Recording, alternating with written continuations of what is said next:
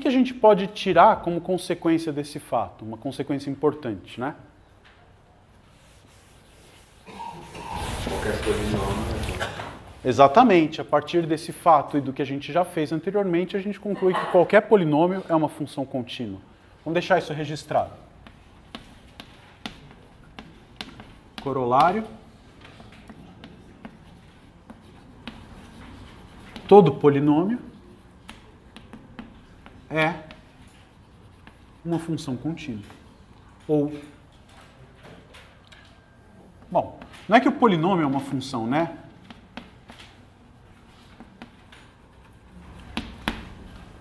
Precisamente f de x, uma função f que para cada x associa o valor num polinômio, produz uma função contínua. Tá? Uma função polinomial sempre é uma função contínua em qualquer ponto. Como é que a gente pode concluir esse resultado a partir do que a gente já tem? Temos todos os elementos. É formado de multiplicações e somas de funções. Isso. Se você pegar a expressão de um polinômio, como é que é a cara dele? É uma soma de termos onde cada termo é composto por uma constante vezes uma potência de x. Como é que você obtém as potências de x?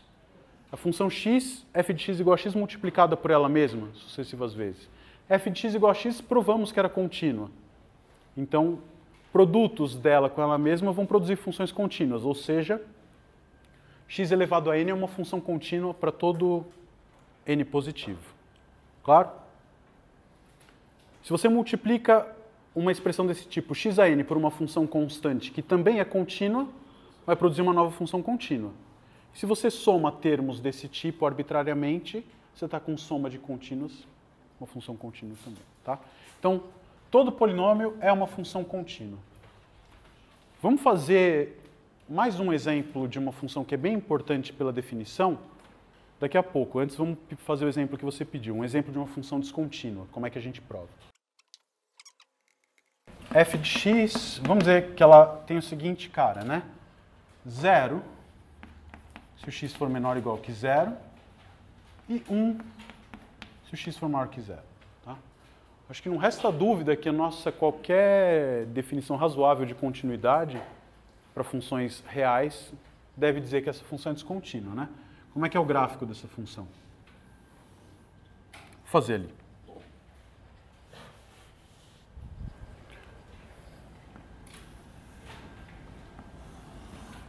Bom, a função vem constante igual a 0. No 0 ela vale 0 também. E para todo valor x maior do que 0, ela é constante igual a 1. Tá bom? Aonde você acha que essa função é descontínua? No ponto 0. No ponto p igual a 0. Vamos tentar mostrar que essa função é uma função descontínua em p igual a 0. Como é que a gente mostra que ela é contínua? Para ser contínua, qualquer valor de epsilon tem que ser capaz de produzir um delta. O que é negar essa frase?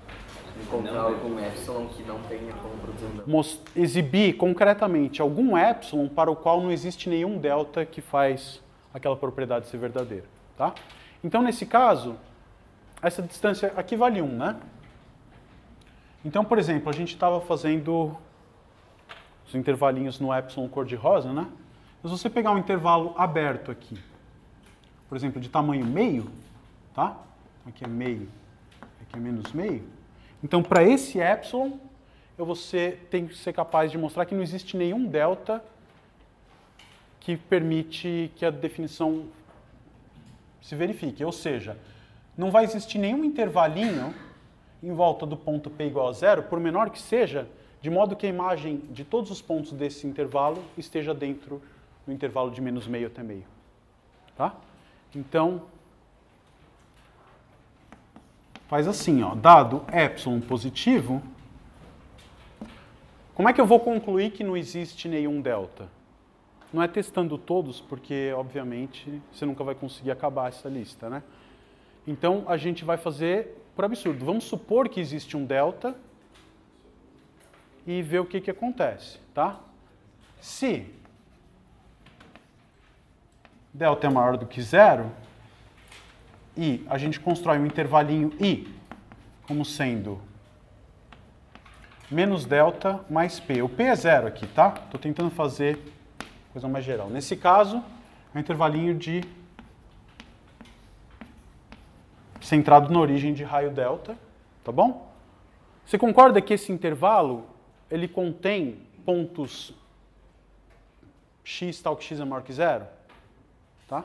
Então, existe x pertencente a i tal que x é maior do que zero. Porque é um intervalo aberto, centrado na origem. Muito bem. E aí o que teria que acontecer?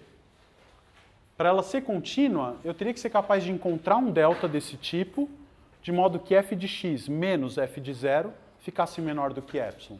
Tá? Vamos chamar de x0 para você não achar. Tem algum ponto x0. Vamos fazer essa conta. Quanto vale f de x0 menos f de zero?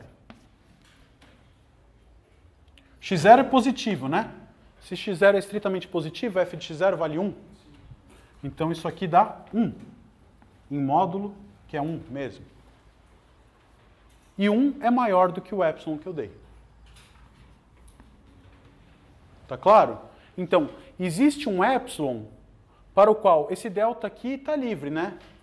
Qualquer delta que eu botar sempre vai ter algum ponto tal que o valor da função nesse ponto menos o valor na origem é maior do que epsilon, igual a meio. Isso mostra pra gente que f não é contínuo em p igual a zero. Tá bom? Então vamos ver mais um exemplo importante de função contínua, que a gente vai fazer com epsilon e delta, e a partir dele a gente vai tirar um resultado que vai mostrar que um montão de funções são funções contínuas. Então, um outro exemplo.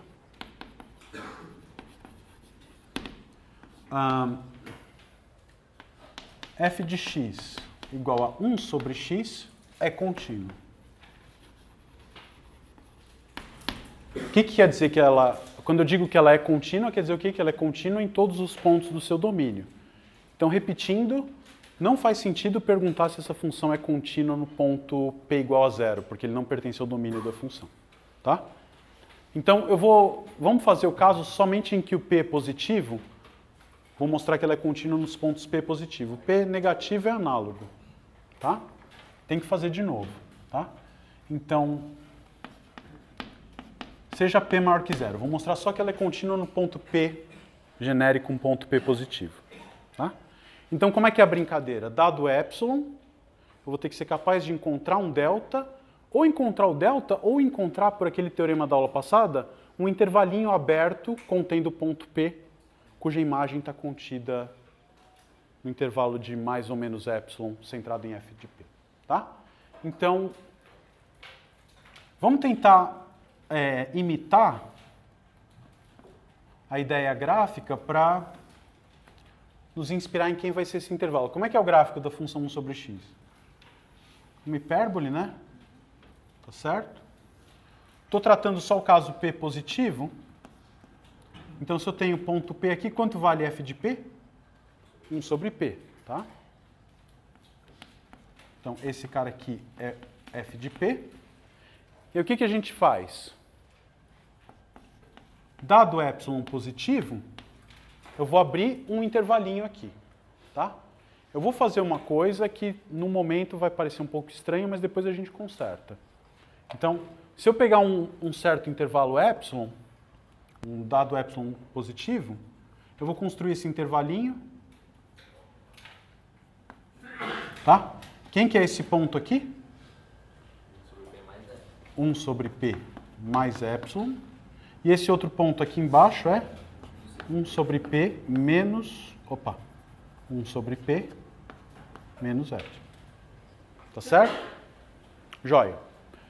Como é que você consegue, nesse caso é relativamente tranquilo, você obter um intervalo de modo que, quando eu calcular todos os pontos da função, a imagem cai aqui dentro. Basta pegar a pré-imagem desses pontos, né? Esse indivíduo está aqui e esse outro está aqui. Tudo bem? Você concorda que, calculando a função em qualquer um desses pontos, a imagem vai estar aqui dentro. Então, eu consegui construir um intervalo aberto contendo o ponto P com a propriedade que eu quero. Então, vamos determinar quem são esses indivíduos aqui. né?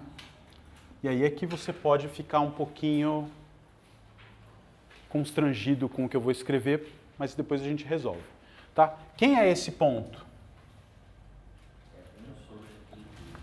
Isso, esse ponto aqui é 1 sobre P mais epsilon. E esse aqui? 1 sobre P menos epsilon. E é nesse momento que você deve ficar preocupado, né? O epsilon não tinha que ser qualquer número? Poderia ser qualquer número, né? Positivo. Em particular, ele poderia ser 1 sobre P, e aí você teria um zero no denominador ali. Então, vamos tratar esse caso depois, tá?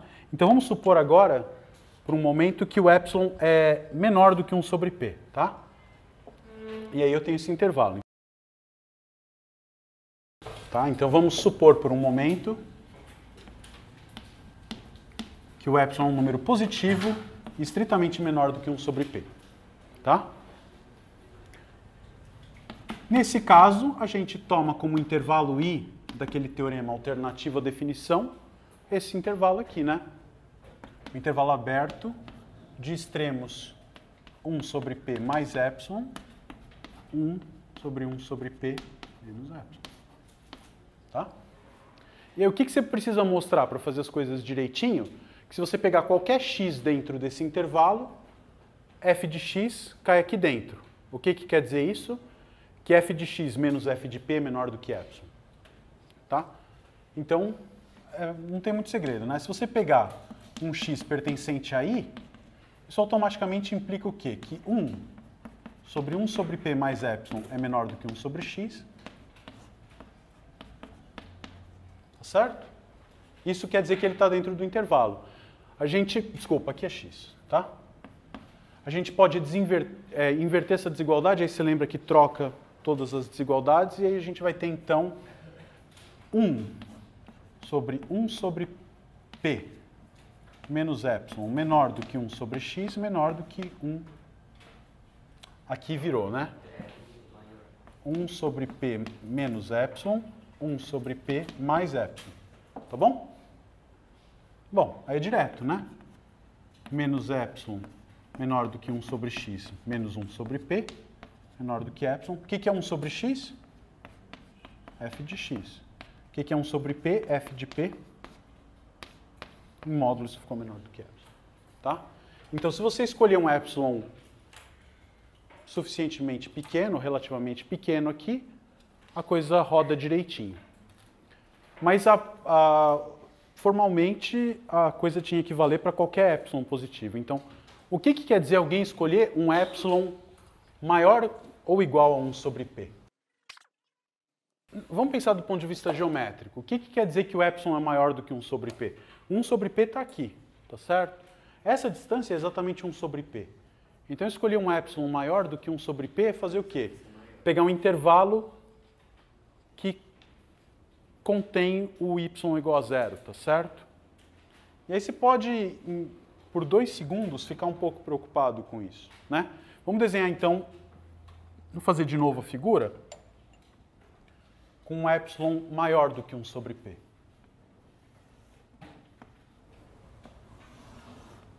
Tá, então, você tem aqui o ponto 1 sobre p, vamos dizer. Tem o ponto P aqui, e aí você pegou um epsilon que é maior, né? Então, isso quer dizer o quê? Que você vai ter um intervalo desse tamanho. Tá? Então, dado esse epsilon, o que eu tenho que fazer? Eu tenho que achar um intervalo no domínio contendo o ponto P que faz o serviço. Tá? Essa é a coisa que às vezes a pessoa se confunde. O intervalo que você encontra, a imagem dele não precisa ser exatamente igual ao intervalo dado. Ele precisa estar contido dentro do intervalo. Né? Então, como é que a gente fez nesse caso? A gente tentou descobrir as pré-imagens dos valores. Se você tenta fazer isso, aqui para o primeiro ponto você acha na hora o extremo esquerdo, né? Se você tenta achar o extremo direito, falhou. Né? Nunca vai cruzar o gráfico.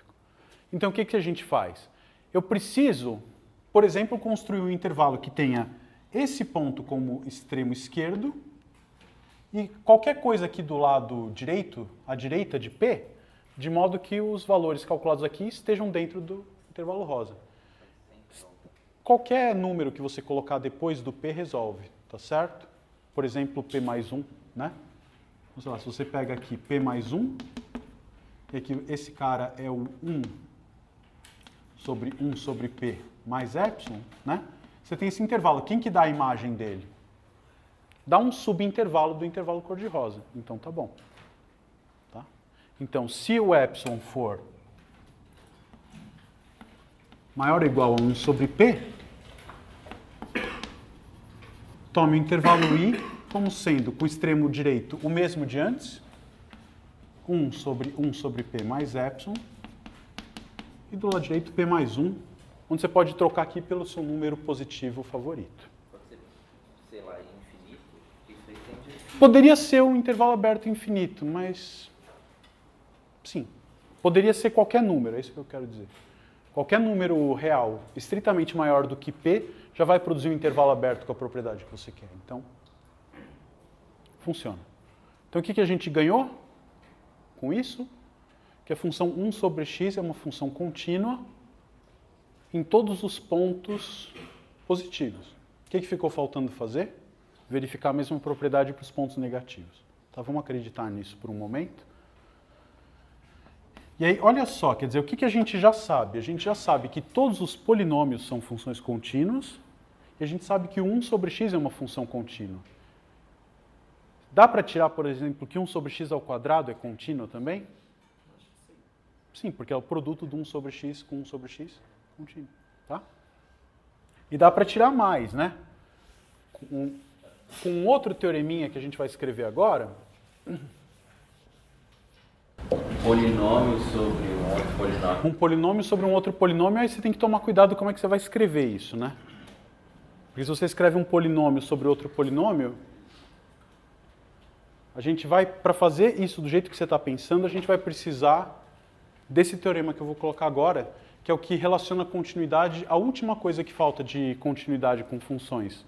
A gente estudou somas, produtos, outra coisa que dá para fazer com funções é compor funções, né? Então, vamos ver o que acontece com a composta de duas funções contínuas. Tá, então, esse é um outro teorema que a gente tem.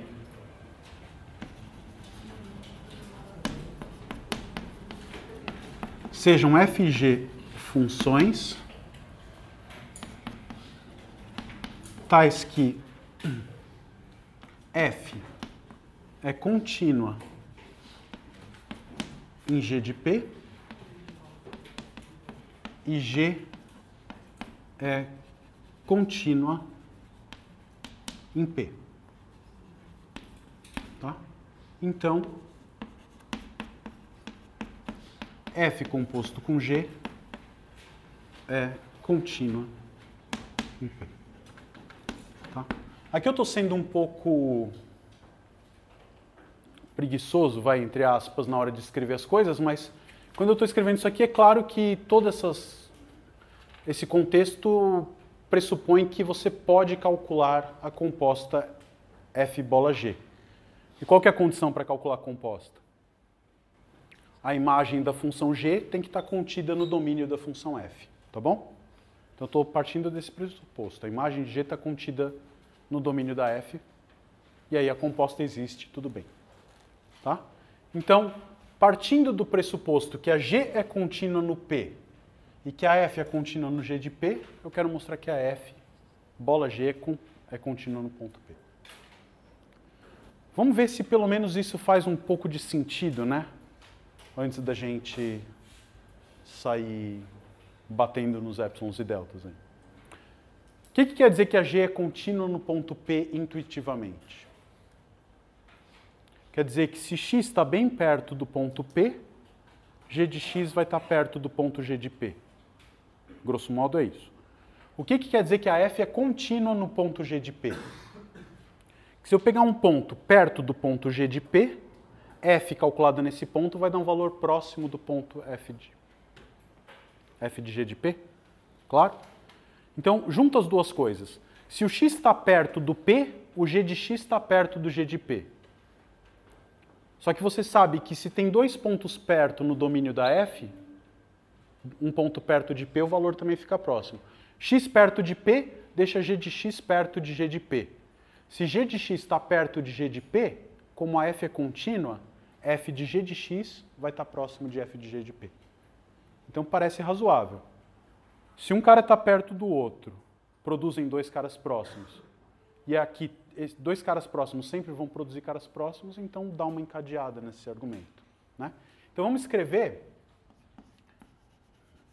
né? Todo dia a gente vai escrever pelo menos uma vez a definição de uma função contínua. Não todos os dias, mas algumas segundas, quartas e sextas, né? Então o que quer dizer que f é contínua em G de P? Dado um epsilon 1 positivo, vai existir um delta 1 positivo, de modo tal que toda vez que você tiver y próximo de G de P, distando menos que delta 1 de G de P, temos f de y próximo de f de G de P, distando menos do que epsilon 1. Tudo bem? Essa é a continuidade da função f no ponto G de P. O que mais que sabemos? Que G é contínua no ponto P. Como é que a gente escreve isso?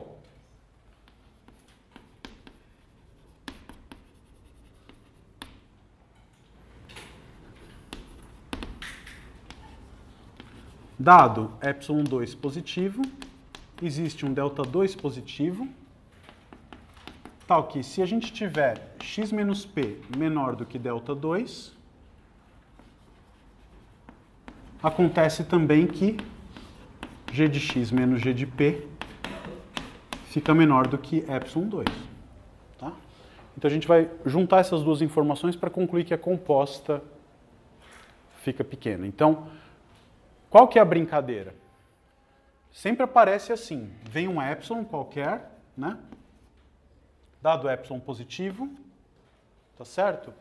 Eu posso jogar esse epsilon no lugar do epsilon 1, ele vai me produzir um delta 1, não vai? Então, tome delta 1 positivo, que vem da continuidade de f em G de P. Agora, olha lá, o delta 1 é um número positivo, não é? Eu posso usar esse delta 1 no lugar do epsilon 2? É um número positivo e aqui pode entrar qualquer número real positivo. Então, para epsilon 2 igual a delta 1,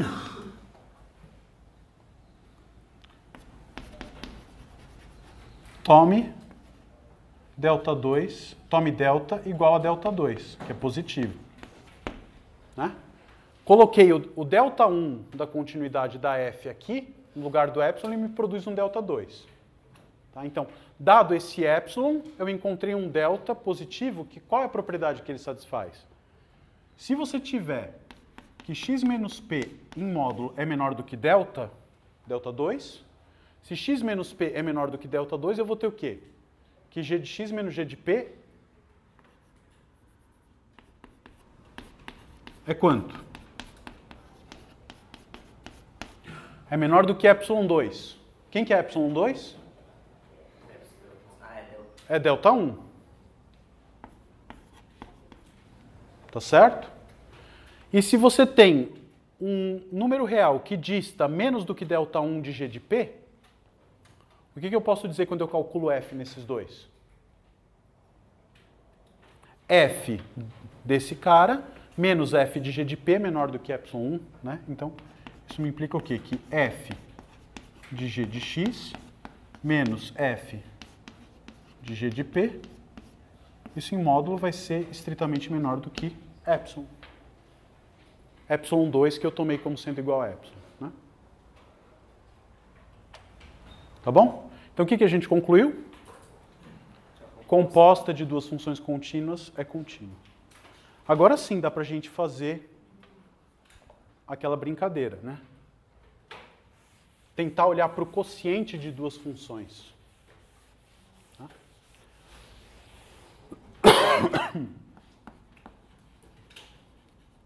Então, o teorema que a gente tem, se f e g são contínuas em P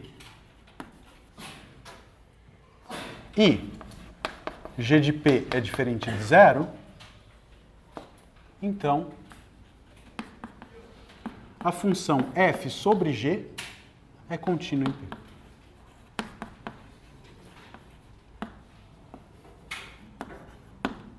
Tá? A demonstração, na verdade, é uma continha bem simples, né? O que é o quociente de duas funções? Como é que você calcula f sobre g de x? F de x sobre g de x, né? Legal. Isso a gente consegue escrever como sendo f de x vezes 1 sobre g de x. Podemos? E aqui, exatamente, g de x, esse 1 sobre g eu vou tentar olhar como uma composta. Eu vou escrever como sendo h de g de x. Onde h qual é a função? H de y é igual a 1 sobre y. Tá? Então, o que a gente conseguiu escrever? O quociente f sobre g como sendo o produto da função f, que é contínua, com a composta de h com g, onde h é uma função contínua, acabamos de fazer isso. F de x igual a 1 sobre x é contínua, e g era contínua por hipótese. Então, f sobre g é uma composta de duas contínuas multiplicada por uma contínua. Acabou. Bom? Então, o quociente de duas funções contínuas também é sempre contínuo. Consequência disso, polinômios são contínuos? Sim. Então, se você colocar uma função que é um polinômio no numerador e um polinômio no denominador, o quociente, que é o que a gente chama de uma função racional, é sempre uma função contínua. Tá? Qual que é a coisa, de novo, né, insistindo, que você poderia ficar preocupado, seria nas raízes do polinômio que está no denominador. Mas esses pontos não são pontos do domínio da função, então não há com que se preocupar. Tá claro? Muito bom. Então, bom, acho que não precisamos escrever isso. Né? Uma inversa, tipo uma função contínua inversa também. A função inversa, esse é um problema complicado. A gente não tem ainda ferramenta para justificar quando que isso é verdade e quando que não é. Tá? Mas mais para frente a gente vai ter condições de fazer isso, sim. Pelo menos uma demonstração que eu conheço para validar condições para que a inversa de uma função contínua seja contínua depende de um resultado que chama teorema do valor intermediário. A gente vai ver isso na segunda parte do curso. De integrais. Não. É um teorema sobre funções contínuas só. Tá? Diga. Uma coisa um pouco mais prática, tipo, não tem muito a ver com a matéria, mas como que isso poderia ser cobrado na prova? Tipo, em exercícios? Seria prova que é contínua por epsilon. Não, nas nossas avaliações não vai cair nenhuma coisa com prova por epsilon e delta. Tipicamente não cai. Mas é bom você, na resolução de exercício, saber quando você pode fazer isso. Né? A coisa mais frequente que tem é a pessoa começar a fazer umas contas e achar que certas propriedades são verdadeiras sem nunca ter visto. Né? Então, nesse comecinho do curso, a gente quer botar uma base do tipo, olha, isso é o que a gente pode fazer. Tá? E aí eu estou justificando para você que pode mesmo. Não teria o direito de sonegar essa informação de vocês. Né? Podia ficar dizendo, olha, vale, tomba, derivar é tombar. E quando não puder tombar, o que é que faz? Né? Então, a gente precisa ter uma base sólida na teoria. Um último resultado importante de continuidade, esse aqui tem... Nossa, funções logarítmicas exponenciais a gente vai ver bem depois. Tá? Até a primeira prova, dia 9 de abril, não existirá log, nem e elevado a x, nem nada. Porque a construção dessas funções é complicada. Então, a A gente vai fazer direitinho o que é exponencial, o que é o logaritmo, para saber com o que a gente está mexendo. Tá? Esse teorema aqui é o que a gente chama de teorema da conservação do sinal.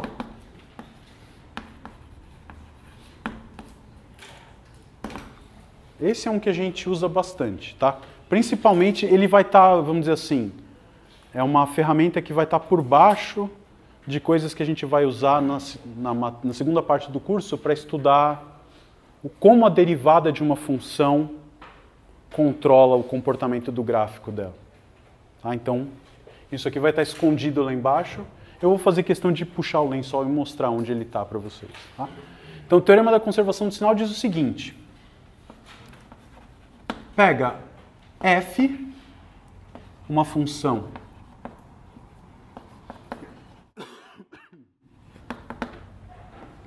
contínua em P, tá? E aqui esse P que eu vou pedir é um ponto P que não é daquele tipo isolado, tá?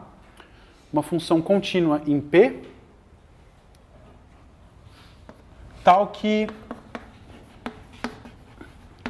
f de P é maior do que zero, tá bom? Ou seja, se tem uma função contínua num ponto que não é um ponto isolado, então e ela é positiva nesse ponto. O que dá para a gente dizer? Então, existe um delta positivo, tal que, para todo x dentro do intervalo aberto, p menos delta, p mais delta, temos f de x estritamente maior que zero. Tá? Então, bom, a demonstração é uma coisa que segue diretamente da definição de continuidade da f, né? Tá certo? Se f de p é maior que zero, é só você escolher um epsilon suficientemente pequeno até o, vamos dizer, até o que seria o ponto onde a função valeria zero, e aí você vai ter do lado esquerdo da desigualdade f de p menos epsilon, e essa quantidade vai ser positiva. Ficar f de x, f de p menos epsilon, isso te garante, isso é o que a função ser contínua, né?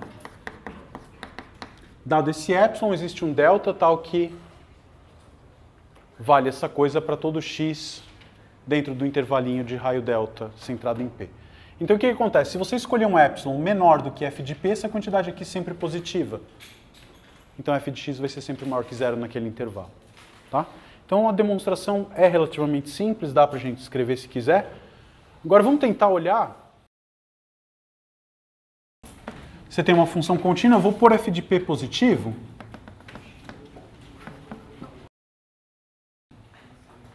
Né? Pode acontecer isso. Tá? Então temos aqui f de p positivo. É claro que